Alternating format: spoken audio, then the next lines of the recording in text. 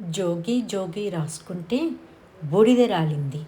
ఈ సామెతకు అర్థమేంటో తెలుసా? పనికిరాని వారితో స్నేహం చేసిన, అనుభవం లేని వారితో కలిసి పని చేసిన ఫలితం శూన్యం అని చెప్పే సందర్భంలో వాడతారు. అల్పుడికి ఐశ్వర్యం వస్తే అర్ధరాత్రి పూట గొడుగు పట్టమన్నాడంట. ఈ సామెతకు అర్థమేంటో తెలుసా? స్థాయికి మించిన సంపద వస్తే కొందరు పిచ్చి పనులు చేస్తూ విర్రవీగుతూ ఉంటారు. నా స్థాయి వేరు అని 10 మందికి చాటి చెప్పాలని ఆరాటపడతారు. ఇట్లాంటి వాళ్ళు మన చుట్టుపక్కల చాలామందే ఉంటారండి. అది మనం నిత్యం చూస్తూ ఉంటాము. అటువంటి వారి కోసం ఈ సామెత. తలపాగా చుట్టడం రాక తల వంకర అన్నాడట. దీనికి అర్థమేంటో తెలుసా? పని చేతకాక కప్పిపుచ్చుకోవడానికి ఎదుటి వారిపై లేదా వస్తువులపై సాకులు చెప్పడం. అంతే కదండి. కొంతమందికి వాళ్ళకి ఆ పని చేయడం రాదు, కానీ వాళ్ళకి రాదు అని చెప్పకుండా ఏదో ఒక వంక పెట్టి తప్పించుకొని తిరుగుతూ ఉంటారు. మాట మంచిదైతే ఊరు మంచిదైతుందంట.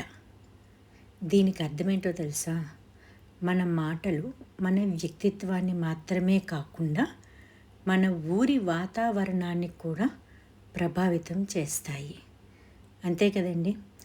ఏదైనా మాట మంచిగా ఉండి నలుగురిని కలుపుకుంటూ వెళ్ళిపోతే కనుక మనం ఎక్కడైనా సరే ప్రశాంతంగా బతకగలుగుతాం. కొడితే కొట్టాడులే కానీ కొత్త కోక తెచ్చాడులే అన్నదంట. దీని అర్థం ఏంటో తెలుసా? కొందరు మనుషులు తమకు కలిగే లాభం ముందు, అంటే అది వస్తువు రూపేణ అవ్వచ్చు, డబ్బు రూపేణ అవ్వచ్చు, తమకు జరిగిన అవమానాన్ని, దెబ్బలు లెక్క చేయరు. అంతే కదండి. కొంతమంది వాళ్ళని ఎవరైనా చీ కొట్టినా అవమానించినా కూడా నాకెంతో కొంత వచ్చిందిలే, వాళ్ళు ఏం చేస్తే నాకెందుకులే, తుడిచిపెట్టుకొని పోదాం అనే వ్యక్తులు కూడా మన చుట్టూ కొంతమంది ఉంటారు. చుక్క చుక్క కలిస్తే కానీ చెరువు కాదు. ఈ సామెతకి అర్థమేంటో తెలుసా? ఒక్కొక్క నీటి బొట్టు కలిస్తేనే ఒక పెద్ద చెరువు ఏర్పడుతుంది అని. అంటే మనం ఏదైనా పని చేస్తున్నప్పుడు చిన్న చిన్న అడుగులతోనే ఆ పని మొదలయ్యి ఒక పెద్ద కార్యం అవుతుంది. అంటే ఏ పెద్ద కార్యమైనా చిన్న చిన్న అడుగులతోనే మొదలవుతుంది అని దీనికి అర్థం.